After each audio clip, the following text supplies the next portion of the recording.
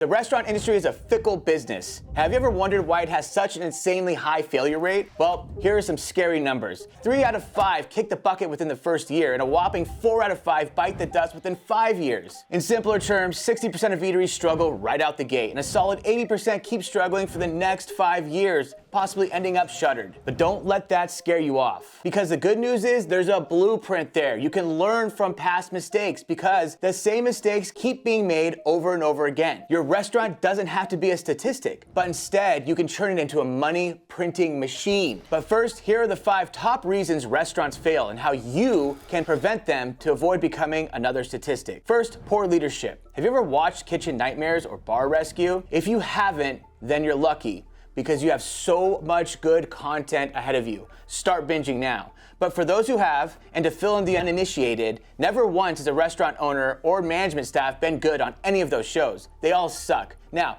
that might sound harsh, but the truth is they're just burnt out, trying to survive. They're unmotivated because they don't believe in the product, which is the restaurant. It all starts with the owner. The owner needs to be driven. They need to share that vision with their managers and come up with that experience through hospitality from start to finish. Together, they need to build systems to ensure that the experience is consistent day in and day out, from the host to the servers to the bartenders to the kitchen. Finally, systems need to be implemented to hold those newly created systems in place. That's accountability, systems on systems. It's important to make the managers a part of this process so they believe in it. Thus, they will support it more. This drives motivation, passion, and accountability. The second problem is toxic culture. If you've ever worked in a restaurant in any capacity, then you know that toxic culture runs rampant. It's definitely a norm, and it's a big problem. Toxic culture comes in many forms, but some of the most problematic is bad management. This can also take a lot of forms, like managers who are on a power trip. They're in charge and the staff under them needs to obey. This means the manager's sole motivation isn't the guest experience, but filling their own egos. They don't listen to the staff, even though some of the best ideas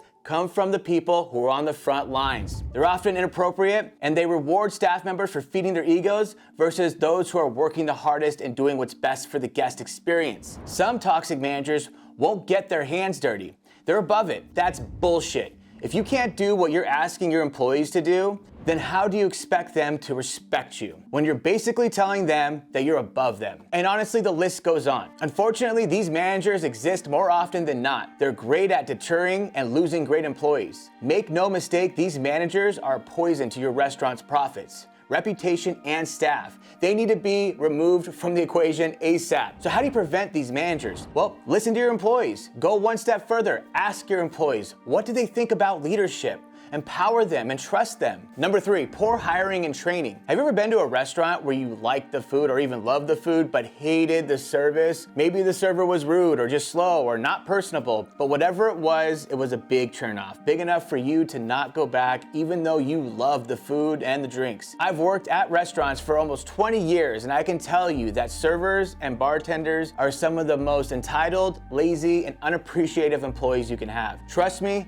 I was one of them. I was the worst. Luckily, getting fired and almost becoming homeless helped me pull my head out of my ass. One bad employee can spread bad morale like a plague. For example, I worked at a very expensive and trendy hotel with an amazing rooftop bar. Unfortunately, the servers up there were not properly managed and they didn't have any systems in place to hold them accountable. So they became very lazy in their ways, cutting corners at every opportunity, taking long breaks, drinking on the job, giving some of the worst hospitality you can imagine. One day, a new hire came in and was doing everything by the book. The servers saw this and pulled her aside to let her know she was ruining the way of things. They told the new hire that if she keeps doing the things by the book, that the managers will expect all of them to start doing things by the book. So it's best not to make waves. So to get along with her coworkers, she obliged and started cutting corners like them and learned their ways. The point is, your restaurant staff is only as strong as the weakest link, and once you hire someone, it's hard to let them go, even if they deserve it. I always recommend being very strategic with hiring people. Here are some of the common mistakes I see. Experience isn't everything, and may be nothing. Owners and managers hold too much weight in experience. This is especially true for servers and bartenders. For bartenders, don't be afraid to hire someone with little experience. That's moldable and manageable employee. Same with servers. In fact, dare I say hire someone with no experience. This depends on your restaurant, of course, but hiring someone with no experience to be a weekday AM server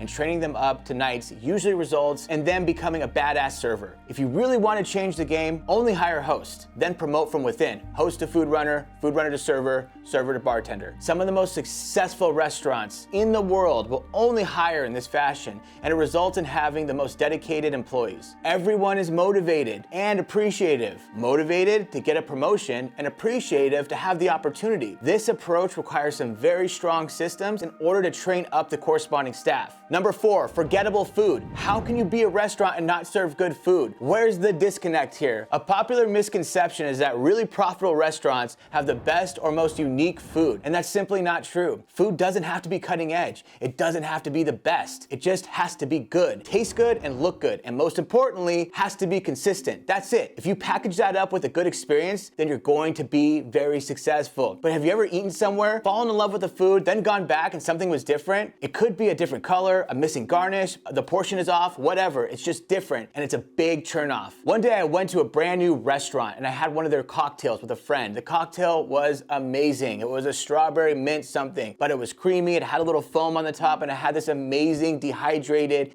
strawberry that was wrapped in mint. It was delicious. It was the most amazing drink. I told all my friends after I left, we gotta go back there. The food's great, this drink's great. We have to try this strawberry mint drink. It's gonna blow your mind. It's gonna be amazing. So I finally get all my friends to go down there. There's about 8 of us. We all order that drink, excited. I'm explaining it to them, telling them about it. We get the drink, and the drink's a different color. It doesn't have the creaminess to it. There's no foam on the top, and the garnish is completely different. It's just a lime on the side of the glass. I asked the server about it. They didn't know what was going on. They said they might have ran out of the garnish, but the drink was not good. And my friends were looking at me like I was crazy. I was talking about this drink for so long, and I got turned off. We left. We were not happy. We were confused. I was definitely confused, and we never went back. That's a big deal. You just lost a customer because of consistency. You instantly lose trust with the business you're paying for, and you don't want to go back because you don't know what to expect. And people love the comfort of knowing what they're going to get. When you break that trust, it's over. Bottom line, even a single inconsistency can lose your restaurant multiple loyal repeat guests. Number 5, struggling with logistics, including food costs and overall overhead. A lot of restaurant owners are first-time business owners, and sometimes the numbers can be overwhelming. There are vast complexities in running a restaurant that can leave owners feeling like they're just trying to keep their heads above water. And before you know it, the books are washed. I always recommend having a professional streamline the restaurant's P&L and create systems so that all you have to do is plug and play the numbers